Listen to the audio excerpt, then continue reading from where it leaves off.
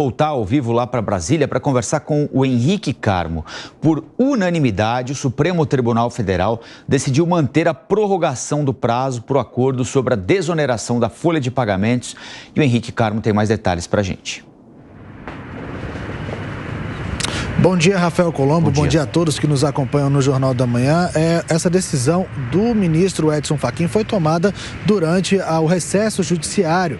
O ministro era o plantonista na ocasião, então tomou essa decisão e agora os demais ministros do Supremo Tribunal Federal validaram essa extensão do prazo para que tanto o Congresso quanto o Executivo definam sobre a questão da desoneração da folha de pagamento de 17 setores da economia e também de pequenos municípios. O prazo anterior encerrava no dia 19 de julho. O ministro Edson Fachin atendeu um pedido ali da AGU, da Advocacia Geral da União, e também da Advocacia do Senado Federal, e estendeu o prazo para o dia 11 de setembro. Depois de se arrastar por quase um ano, o Senado aprovou o texto que prevê, então, medidas compensatórias para a desoneração da folha de pagamento de 17 setores da economia e também dos pequenos municípios. O grande impasse para a aprovação desse texto no Senado Federal era essa questão das medidas compensatórias. O Senado aprovou o texto que prevê esse benefício para esses setores. O governo editou uma medida provisória, o Senado chegou a devolver, porque os senadores não queriam nenhuma medida compensatória que acarretasse aumento de tributos. O texto final,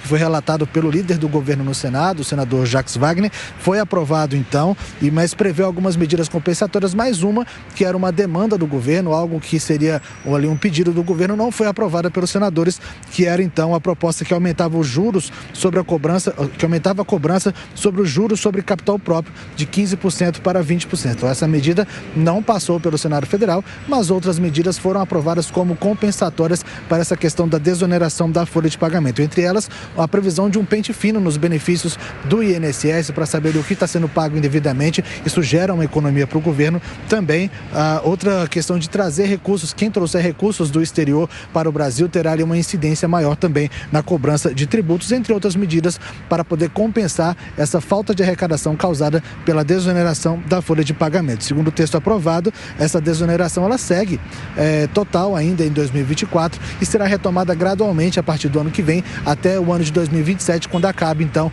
a desoneração, acaba esse benefício tributário para esses setores da economia. A gente lembra que essa desoneração, essa medida, ela foi criada para que esses setores pudessem gerar novos empregos, ou seja, com a desoneração seriam gerados novos empregos. Visto que a medida já não tem tanto efeito assim, o governo decidiu revogar, então agora segue a decisão, essa medida segue para ser analisada agora pela Câmara dos Deputados. Rafael Colombo. Muito bem, Henrique Carmo conversando com a gente ao vivo, direto de Brasília. Deixa eu ouvir um pouquinho o Zé Maria Trindade. Zé Maria, acho que chegamos ao fim dessa história, estamos nos aproximando disso e afastando a possibilidade, o maior temor dos empresários especialmente é de que essa reoneração fosse feita de forma abrupta e imediata, né? Pois é, o jogo do estica e puxa, né? Foi uma história muito comprida. Veja bem, a desoneração de 17 setores foi importantíssima para o reerguimento da economia. São setores importantes, que contratam muito, né, de mão de obra intensiva, e havia ali o prazo de funcionamento. O Congresso decidiu esticar, prorrogar esta desoneração. Mas aí o governo não aceitou e vetou o projeto aprovado no Congresso.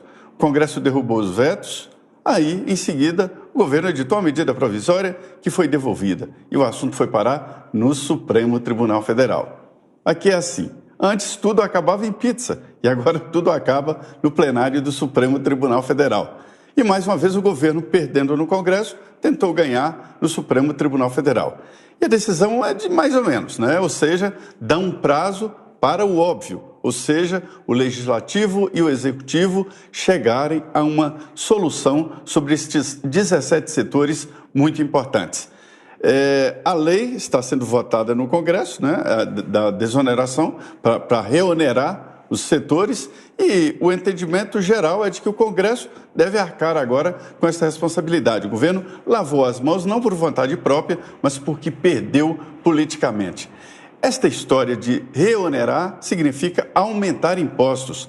É a busca desenfreada do governo para arrecadar. O cálculo da equipe da economia é de 30 bilhões de reais.